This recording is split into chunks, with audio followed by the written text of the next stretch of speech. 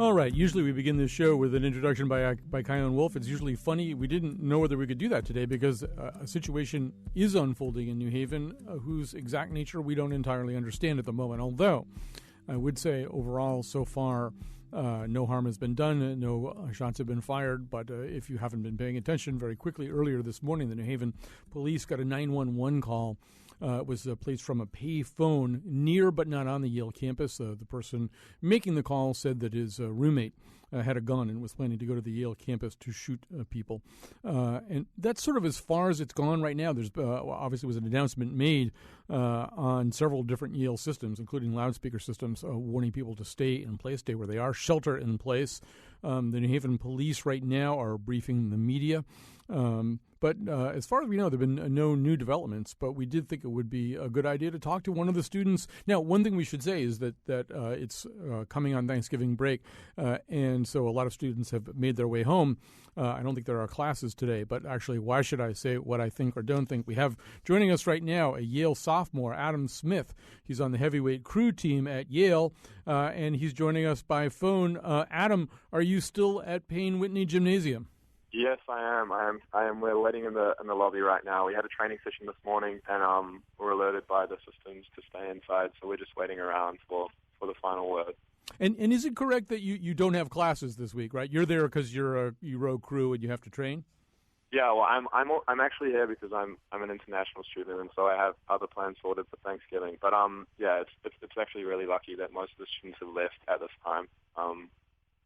It's probably made the situation a lot easier to contain. Maybe you could just give us a sense. How did the news come across? You were at the gym and you heard it over the loudspeakers? Yeah, exactly. So it interrupted our training music, and a warning, like several warnings have come through. And a range of different medias as well. We've had some emails and obviously messages from friends and family as well. But the university system was really effective in letting us know that. Obviously not to panic us, but to stay inside.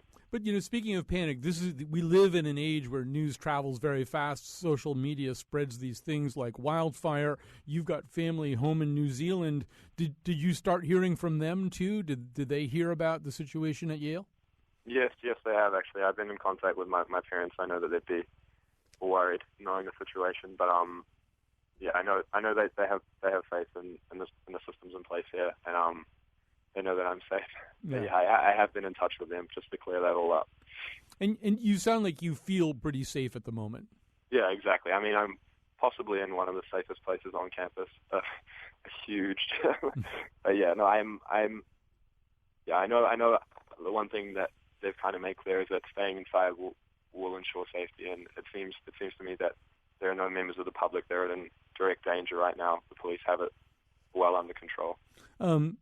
Adam, you've been rowing crew this morning. It's 1:00 in the afternoon. I'm assuming you want some food. My recollection of Payne Whitney is that there are not a lot of sources of sustenance and for human life there at Payne Whitney.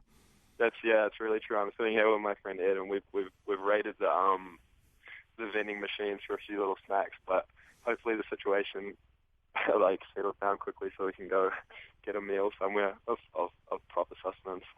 Obviously we're living in a different age now than we were living in even 5 or 10 years ago here in the United States. Is this something where, as an incoming freshman, you were kind of prepared about this a little bit, told what the procedures are? Do students at Yale know these days that there might be certain codes called where they have to stay in place? Yeah, no, of course. They have, we have a lot of system testings and that kind of thing here, just so everyone knows, what will happen in certain situations. I know my parents were slightly concerned about that before I came over, but, the coaching staff here and all the different other systems, they make sure that you know, what to do and when and make sure that everyone's safe. So I do feel extremely safe right now, which is a good feeling. Your parents might have been mildly concerned because you're in an urban environment, but also because you're from New Zealand, which famously in the early 90s responded to a mass shooting with much tougher gun laws. I'm assuming this is sort of feels like kind of an American scene rather than one that you would have experienced naturally back home. No, for sure. I guess I've never really been exposed to something like this apart from the movies, I guess. But like I said, like I'm quite relaxed now. I know that I'm safe, but yeah, exactly. Like you don't really see this kind of thing back home. All right, listen, Adam Smith, I'm glad you're safe. I think you'll be safe. I hope you get some food very soon, and thanks for joining us. You're welcome. Thank you very much. Have a good day. All right, that's Adam Smith from the Yale crew team. He's a heavyweight rower from New Zealand. So we'll keep you apprised if anything changes. But my sense anyway so far of the day is that this was a report. The police responded swiftly. The Yale police responded swiftly. They locked down the university. There's no shots fired. So things are calm in New Haven right now. We're going to proceed with the rest of our show. We've got a lot of things to talk to you about, and at least one of them is kind of related to what we just talked about. A little bit later in the show, we were going to talk about the Hunger Games, which I think did $3.8 billion worth of ticket business this weekend. I may have that number wrong, but we're going to tell you about one sort of odd aspect of the Hunger Games, which is companies trying to link themselves through advertising in pretty inappropriate ways to this story of a very dystopian future. We're also going to talk to T.A. Frank, a contributor to the New Republic, about the glut of TV shows right now that have a very cynical and almost hopeless depiction of life in Washington. I'm talking about Homeland and Scandal and Veep and a whole bunch of others. We'll also talk to Daniel Clow. He's a lawyer in Hartford specializing in First Amendment law. Talk about the Sandy Hook report that's coming out today. But our special featured guest of the day is freelance writer Amanda Hess. She's been on our show bunches of times before, and this is a feature where we ask the writer what he or she wants to talk about. And Amanda Hess, welcome back to the show. And the first thing that you wanted to talk about was this kind of unusual challenge, and it's sort of a series of challenges, I think, issued by the Bill and Melinda Gates Foundation to challenging designers and technologically minded people to build a better condom. Tell us about this. Sure. So this year, the Bill and Melinda Gates Foundation announced that it would give $100,000 in grant money to inventors of condoms that increase the pleasure of wearing a condom. And this past week, they unveiled 11 prototypes of this sort of future, more pleasurable condom, and a lot of them actually look really cool. Yeah, and it's the pleasure, but also a little bit the ease of applying too. That was another way that you could clear the bar. If it could be a condom that was that could be put on faster or more easily, right? Right. They are sort of addressing, a number of potential problems with traditional latex condoms, and some of those are, the fit, how they fit onto the penis. Some of them are how thin they are. Others are sort of how much latex sort of feels like human skin. They have some strange ideas about how to make condoms that feel more like the mucous membrane. And then some of it is, just like the time that it takes to put a condom on. There are a few inventors who have come up with some interesting new quick-fire applications that really get it on there in I think, under a second for one of them. Yeah, I would be very uncomfortable talking about all this if I did not watch Masters of Sex every Sunday night. I feel Lizzie Kaplan has opened up a whole new world for me. So, yeah, we're talking about condoms that in some cases using nanotechnology and all these other things that are always used with anything cutting edge may even do things like kind of contract and begin to fit the penis better during intercourse, things like that. And, one of the reactions in the scientific press and among people in general that there was something kind of unworthy about this whole project, that the Bill and Melinda Gates Foundation offering these $100,000 grants for people who want to make the world a better place by having a better condom, that there was something less noble than, say, fighting malaria or something. What's your reaction? Well, I think there's also a lot of snickering about it, sort of making fun of men who don't want to wear condoms because they don't feel good. But I think, the ultimate point of this challenge is if we can make condoms feel better or more comfortable, we can encourage more people to wear them, we will have fewer unwanted pregnancies, we will stop the spread of STDs, and ultimately that's going to reduce poverty and save lives. And this is something you wrote about in Slate, and I'm surprised that they got as much pushback as they did, because it seems to me the stuff that you're saying is a no-brainer. Exactly what you just said, that men don't use condoms sometimes because they don't want to. People don't do things that they don't want to do, and nobody likes taking a shower in a raincoat. So So, if you make it a more attractive experience, a more fun experience, a closer experience to sex without condoms, people are going to use them more because the upside will be more worth it. It is true that as you read about these things, some of them are pretty easy to understand. The beef tendon guy seems to be getting most of the. People just like saying beef tendon in connection with sex, I think. Yeah, I think people are sort of fascinated with the idea that by, incorporating beef collagen into our sex lives, we could feel more like we're touching human skin when we wear a condom, which, I guess makes sense. But, I think there is some legitimate criticism of this project, which is, all of these condoms ideas seem pretty good to me. I'm someone who already uses condoms. But the point is to make people who are otherwise not using condoms put them on. And I think it's really difficult to convince people that any condom, no matter how sophisticated the beef tendon technology is going to feel better than not using one at all. And I perhaps misstated the paradigm a little bit in saying that men don't want to use them. But the truth is women often, for one reason or another, don't want to use a condom, right? Right. I think there are a lot of women who do use condoms who would have a more sort of pleasurable experience if the condoms were better. There are all sorts of ways that it can sort of impede pleasure or irritate people that other forms of birth control don't. And so if we could cut down on that, I think it might very well make it easier for people to avoid STDs, not because the condom feels better than sex with no condom, but because it just doesn't feel so bad, and it can feel really bad to some people. Yeah, and obviously ease of deployment is another issue. The longer it takes, the more everybody has to stop what they're doing and do this, the more likely people are to rush past the stop sign. I think that's probably true. I wouldn't know, but I'm guessing based on what I've heard. Like I say, I watch this show, and they go into a lot of things. Amanda has another thing you've been writing about, and this has been getting some coverage also. The New York Times ran a piece on Lulu, a popular new app for rating men. Tell us about Lulu. So Lulu is an app that you can download onto your smartphone that interfaces with Facebook. When I say you, I mean women. Only women can access this app.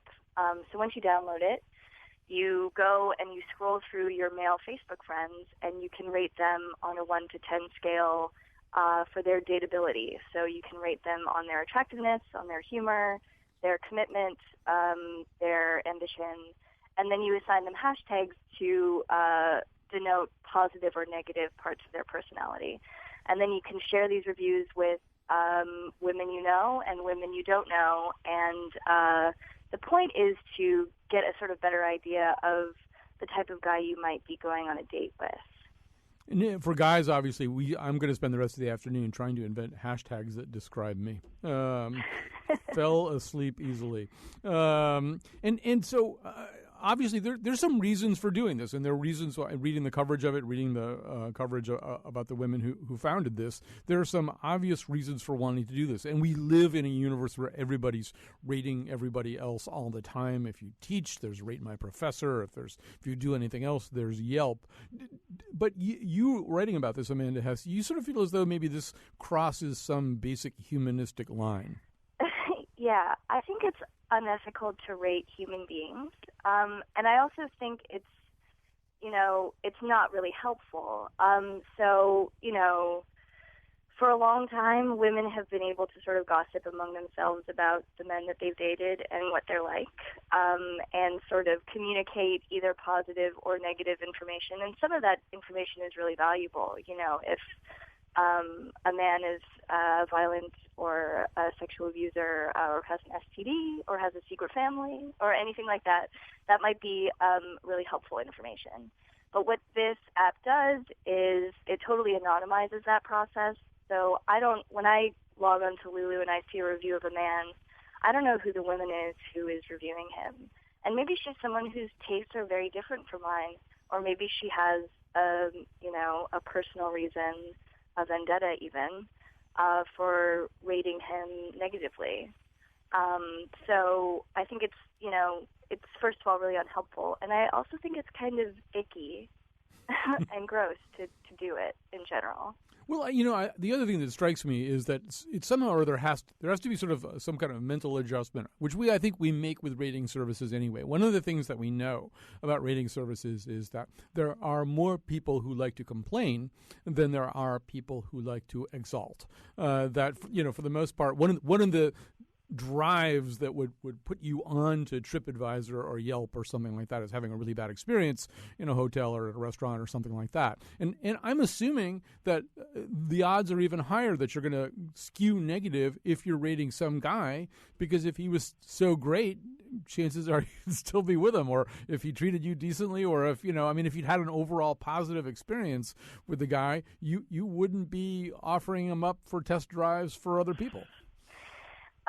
In my sort of quick scroll through Lulu, I've seen some of that. I've also seen, because I think, and Yelp has sort of come under fire for this, where when there are a lot of negative reviews of a restaurant, people who are affiliated with that restaurant will come in and give glowing positive reviews to offset the complaining. And I think you've seen that among friends of men who want to give them positive reviews when they've seen some sort of negative hashtags attached to them. So you do see some of that correcting happening as well. But again, if I'm just getting my information from a stilted ex-girlfriend who doesn't like someone anymore, and from a friend who has never dated someone, I'm not sure that information is very valuable to me. Yeah, it seems infinitely gameable anyway. And obviously some of these other services have done some work to try to avoid being gamed, or at least they post caveat saying, don't you dare be gaming us. But I think they also even know warning signs to look for, if somebody's a sock puppet or something like that. But which strikes me that this is also intensely personal. I mean, if I'm getting rated poorly on Lulu, my instinct would be to go to Kyone and Betsy and tell them to write some nice reviews for me. And that would be a relatively difficult thing to detect. I don't know how anybody would figure out that it was your sister or your friend who was doing it. Sure. One of the other things that sort of bothers me about the entire Lulu experience is that the founders really use this language of feminism to describe what's happening here. So they say it's empowering to women to sort of be able to crowdsource these reviews of men and get together with women who they would never meet in person and sort of talk smack about guys, which I think is really troubling because there are a lot of ways that women are traditionally disadvantaged in romantic relationships, in terms of their rates of domestic violence and sexual assault. There are also sort of biological reasons why women, have greater consequences from casual sex than men do. But I don't think this app is really addressing any of those legitimate disparities. All it's doing is sort of helping women complain about men who are boring or men who are cheap. And I think that's something that all humans have to deal with. They have to go out with people who they end up not liking, who they end up finding very uninteresting. And it's not really a feminist issue for me.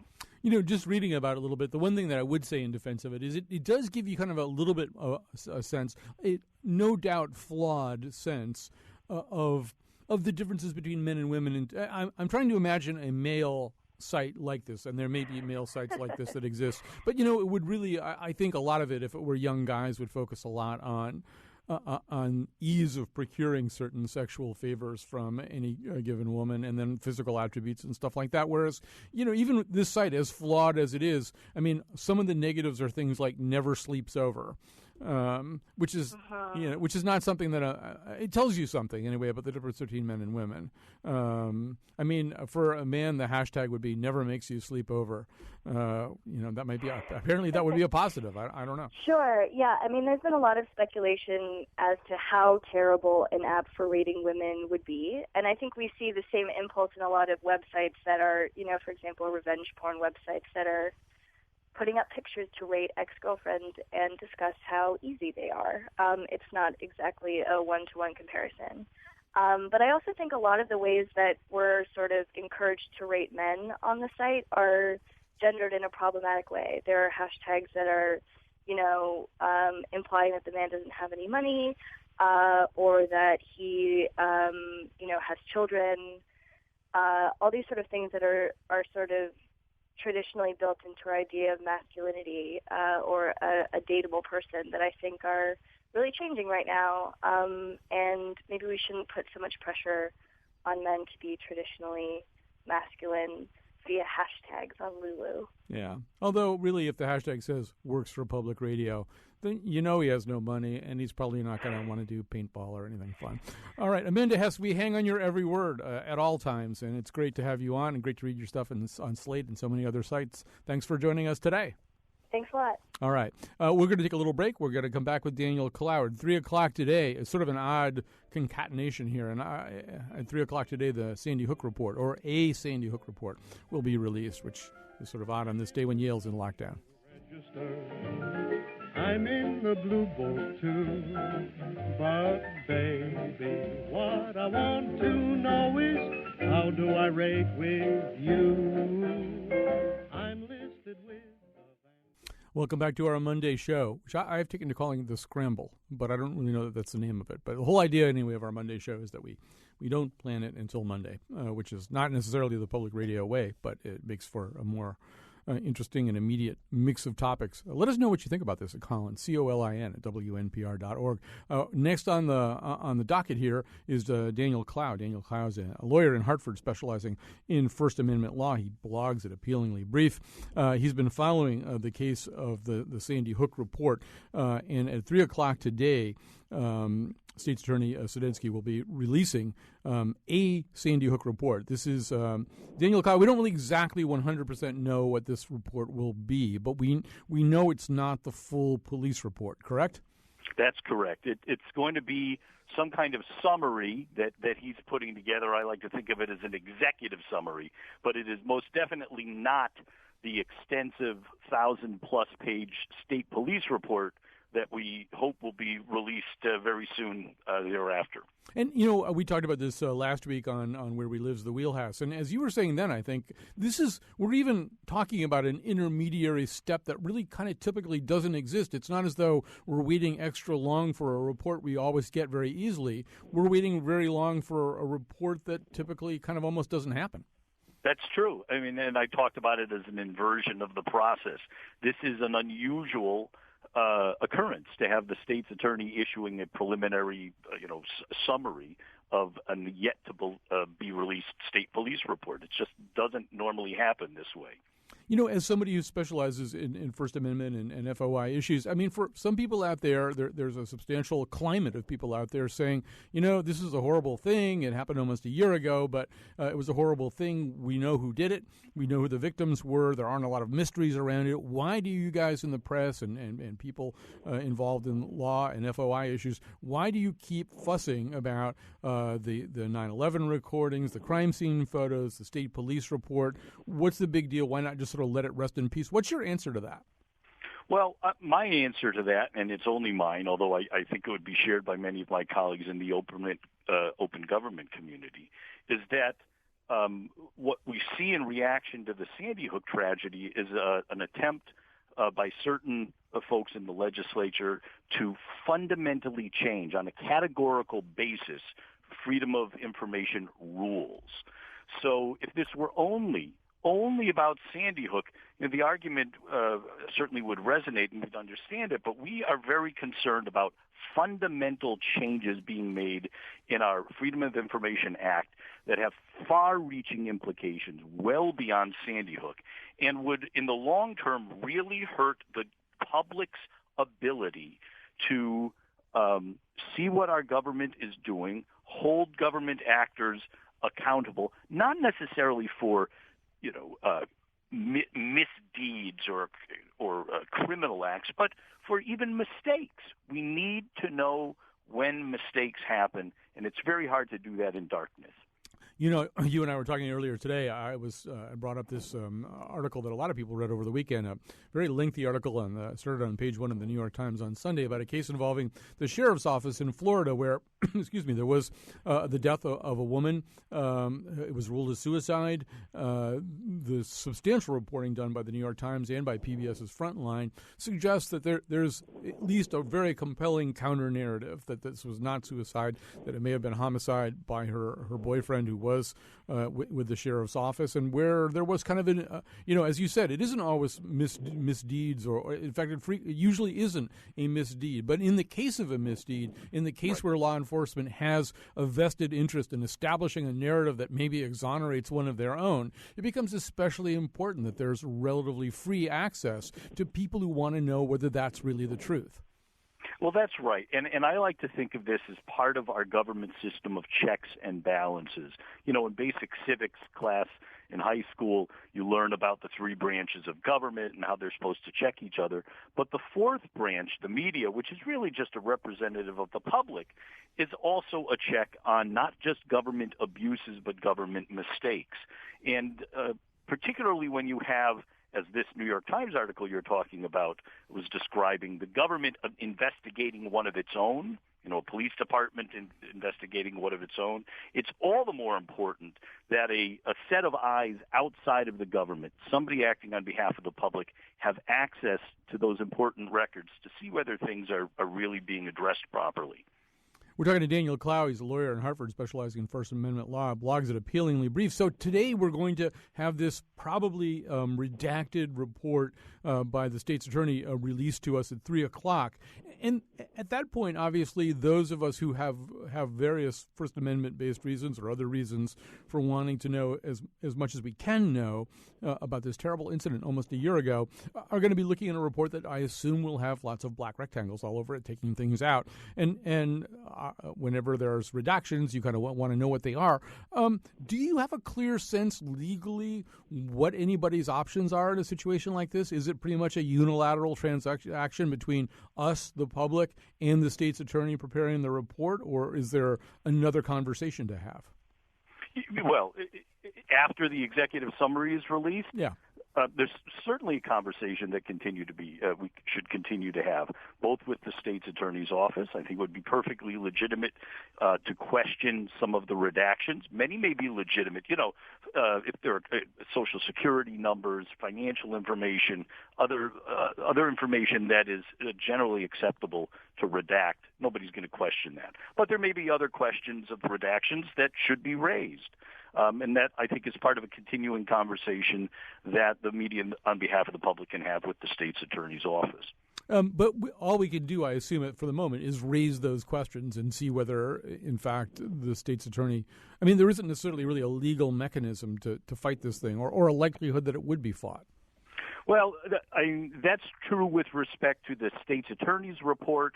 The report that is being prepared by the state police, however, is a report that should be subject to the Freedom of Information Act and should be disclosed, affirmatively by the state police.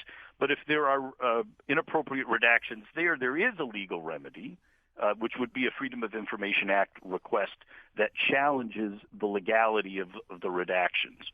All right. Well, that's still to come. I think they're now talking about 2014 for that report, probably. So, right. We'll see. Daniel Clow, so great to visit with you today. Daniel Clow, a lawyer in Hartford, specializing in First Amendment law. Thanks for being with us.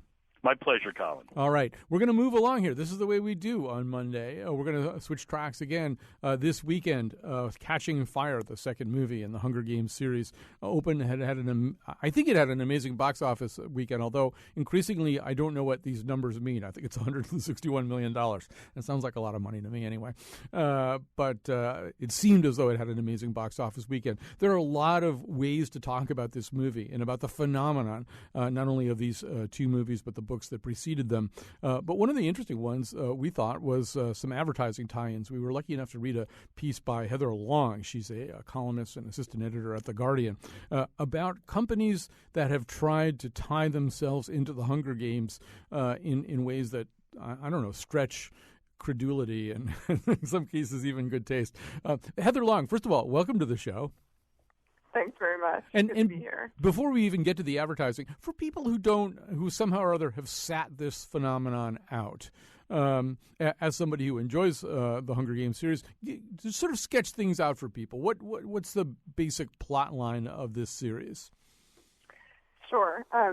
It's a trilogy, so 3 different books, and they basically follow a dystopian world for the United States and in the future era.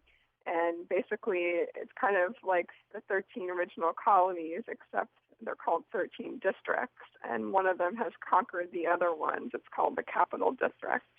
And in order to remind all the other districts of the basically the Civil War that had happened in the past, they have these games every year, and they're kind of like ancient Roman games where they force each of these other districts to send 2 young people, a young boy and a young girl, to fight to the death. And the Capitol uses this as a form of entertainment. They broadcast it across the country, and it's supposed to be horrific. As you're reading this tale, it reads like watching a game show or a reality TV show, but at the same time, it's supposed to kind of make you feel really uncomfortable. Obviously, there's children dying here. They're being forced to fight to the death. They're kind of being starved and basically tortured, if you will. And throughout the series, this character called Katniss Everdeen, who's played by the actress Jennifer Lawrence, who's getting so much press right now, she becomes this heroine and becomes the symbol. She wins the Hunger Games. She wins the first round in the first book, and she becomes the spark for a revolution, and that takes place later on in the book. Spoilers!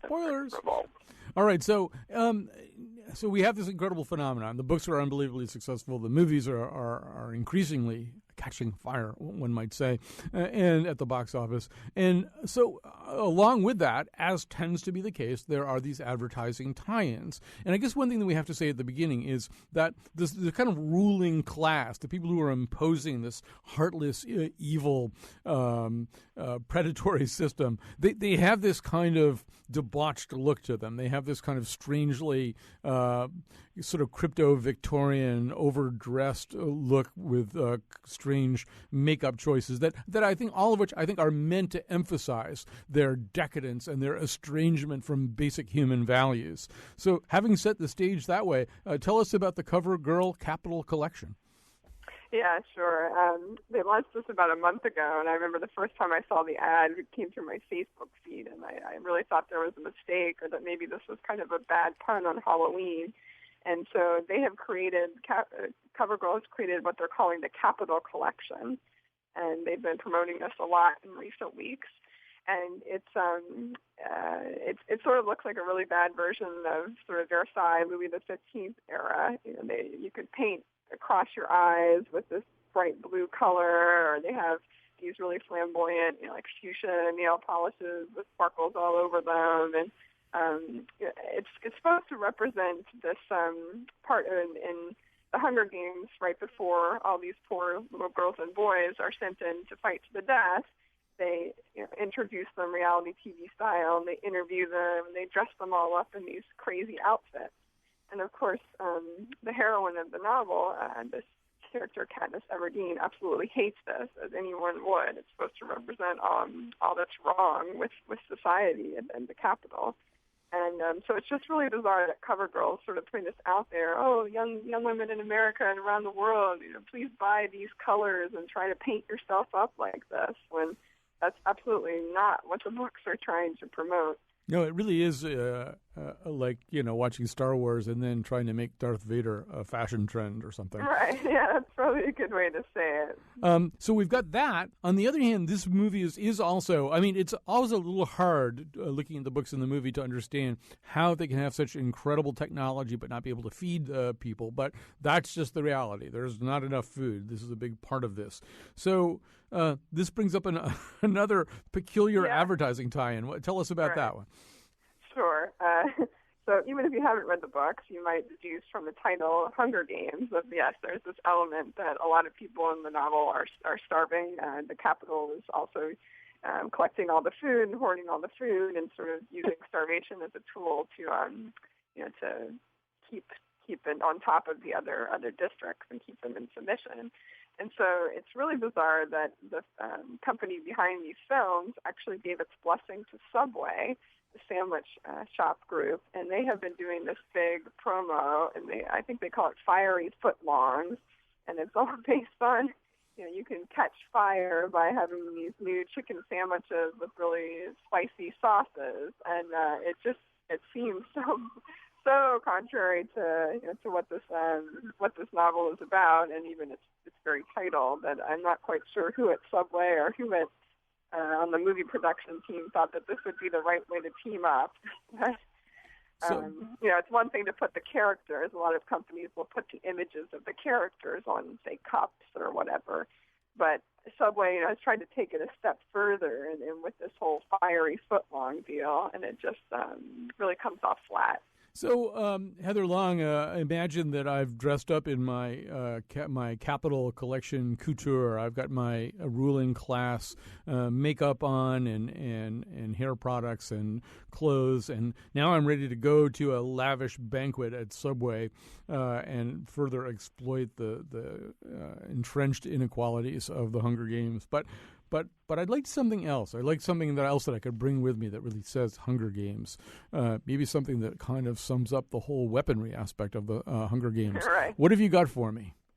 Right. Well, Hasbro, one of the main toy makers, is so Katniss Everdeen is a big archer, and that's kind of her weapon of choice in the games, and actually how she hunts for food for her family.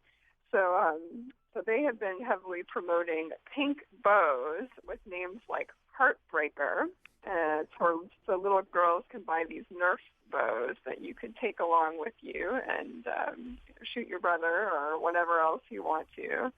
And I guess I remember seeing an ad for these actually on TV, and some women sitting next to me and who were watching this ad as well. They were like, "Oh, Nerf bow! I played with that growing up as a kid." And then they got to the end of the ad, and they said, "Why are these bows? They're pink. It's like a Barbie doll bow." And it just, again, this character of Katniss Everdeen, she's very natural and kind of outdoorsy, doesn't like the makeup, doesn't like and so it's just really funny that they came out with this Barbie bow to sort of tie into the Hunger Games. And it just makes you wonder, again, did they read anything about the books or look at the movie poster, which has absolutely no pink. It's a very dire, poster here. And of course, if you step back even further, it's more than a little ironic that a toy company is using a book that was kind of written to illustrate to people the horrors of war, to be out there promoting toys that are sort of shoot-'em-up type toys. Probably not for the first time. But yeah, if you're going to buy into Katniss as a symbol of female empowerment, then she's exactly the kind of person who wouldn't want a cute little pink Nerf bow. On the other hand, if you don't make them pink, then little girls aren't going to want them because they aren't all like Katniss. So there's sort of a circular problem. There's a chicken and egg problem here. I don't know how we solve it. We're not going to solve it right now. Instead, what we're going to do is thank Heather Long from The Guardian for joining us today. Thanks. We'll be back in touch the next time there's another cultural misappropriation of some beloved series. Fired up on this one. Absolutely. It doesn't take much for us. All right, so we're going to take a quick break here. We're going to come back. We've got one more guest for you, one more topic. It's about the spate or glut. I'm not sure about the measurement. About a very cynical, dark Washington, D.C. based shows.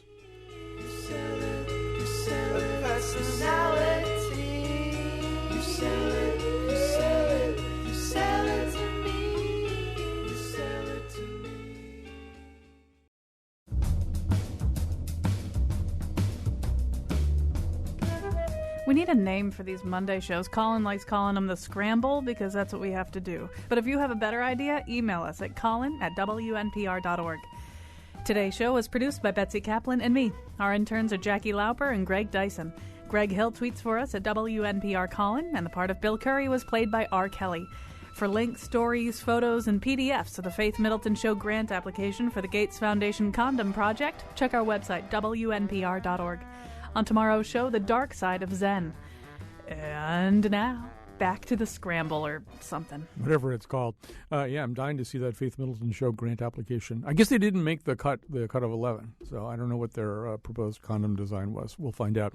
and we'll report back to you. So, yeah, the last thing we're going to talk about today, and boy, we couldn't be more timely here. This magazine is hitting the stands as I speak. The current issue of the New Republic, the cover story by writer T.A. Frank, looks at the spate of television shows that are set in D.C. You know, there have always been shows set in D.C., or there have often been shows set in D.C., and there was The West Wing, and on 24, every once in a while, Jack Bauer would go racing through Washington and save one of several African-American presidents who preceded Barack Obama.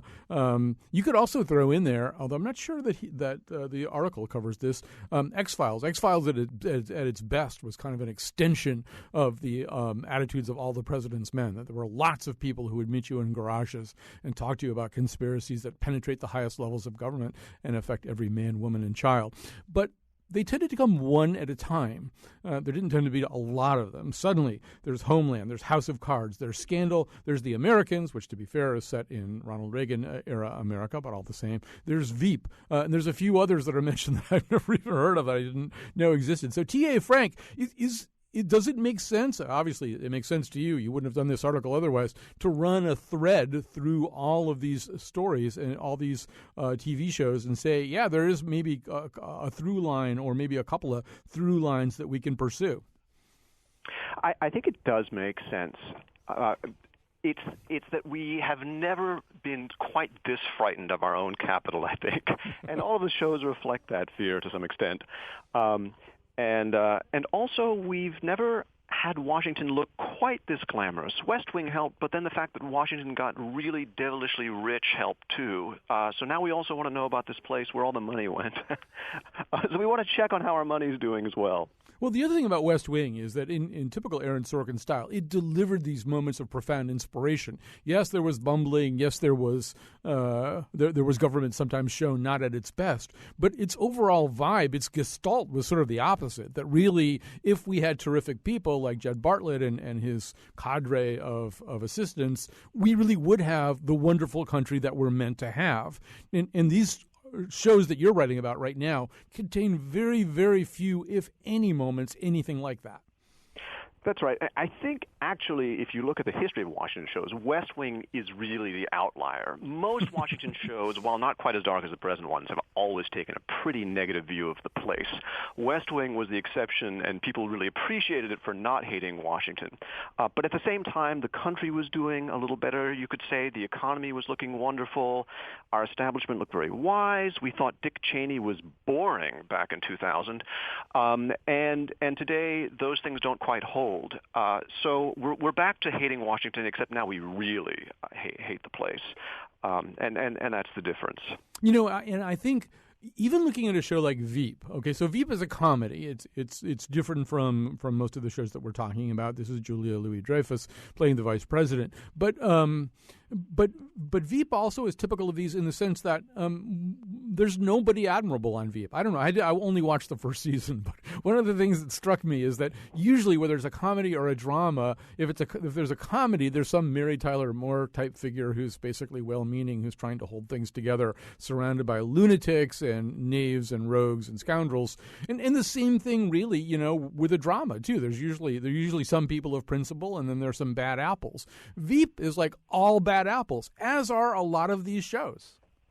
Right. And Veep, I think, to be fair, you know, with satire, you can have 100% bad apples, and Veep is satire.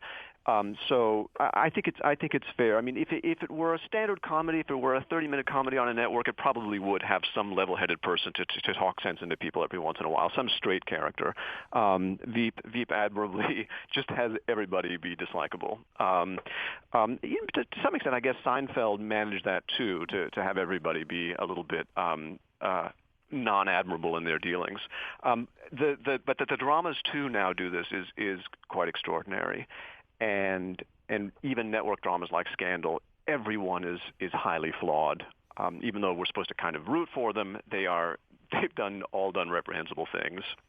One of your talking about House of Cards, you say House of Cards can feel persuasive because, as the physician and author of Marcia Angel once wrote, blanket cynicism gives the illustration of understanding. But precisely because it's shot through with cynicism, the Washington of House of Cards and also Homeland doesn't have a lot of hypocrisy, that nasty vice that causes you to lie to yourself and ostracize others for your own sins. I mean, these shows do take it pretty far. And although I stopped watching Scandal after a few episodes, and I understand it's taken a number of sharp swings in various directions. These shows will often show, Scandal shows a president who's really, really out of control and a fairly dangerous man. I think once you start to murder Supreme Court justices in their beds, you're a little bit. Someone needs to say, "Whoa, boy, hold on back for a second." Yeah, he is dangerously out of control. But, Scandal does nail the fact.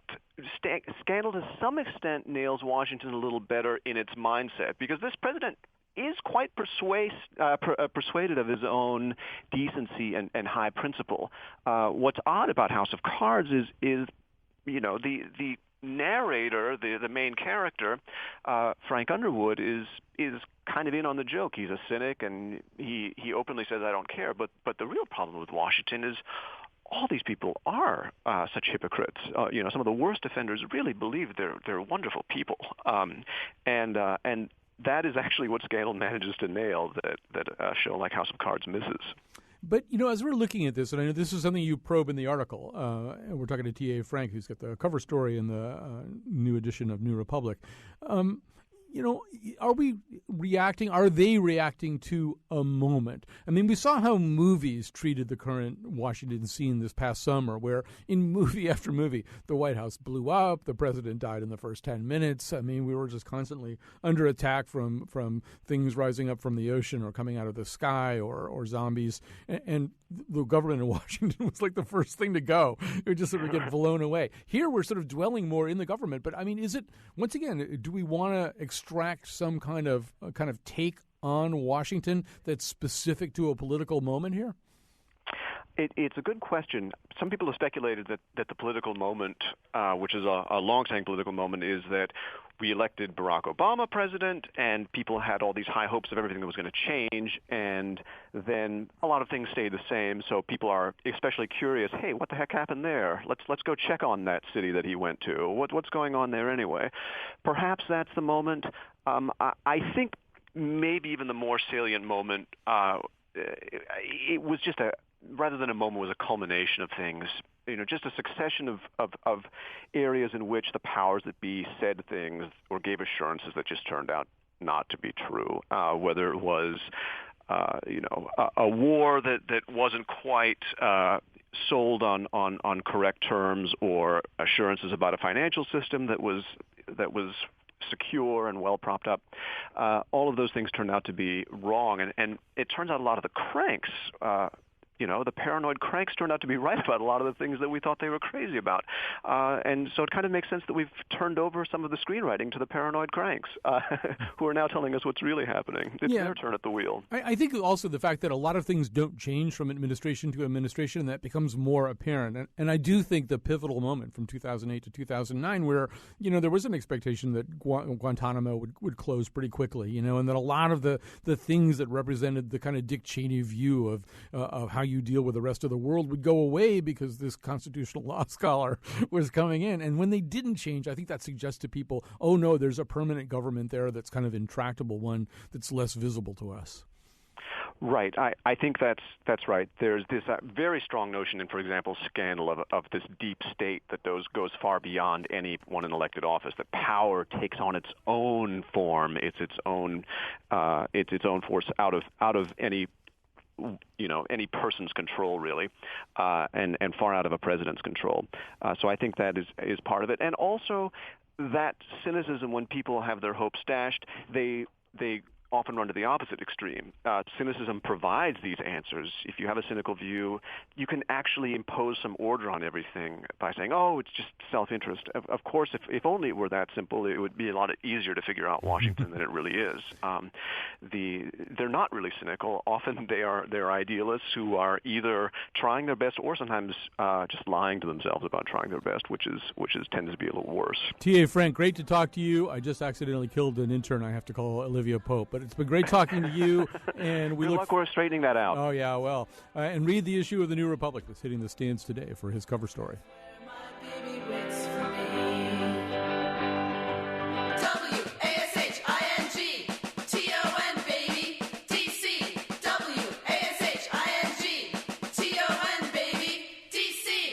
I'm Kyone Wolf. Let's see. Condom ideas.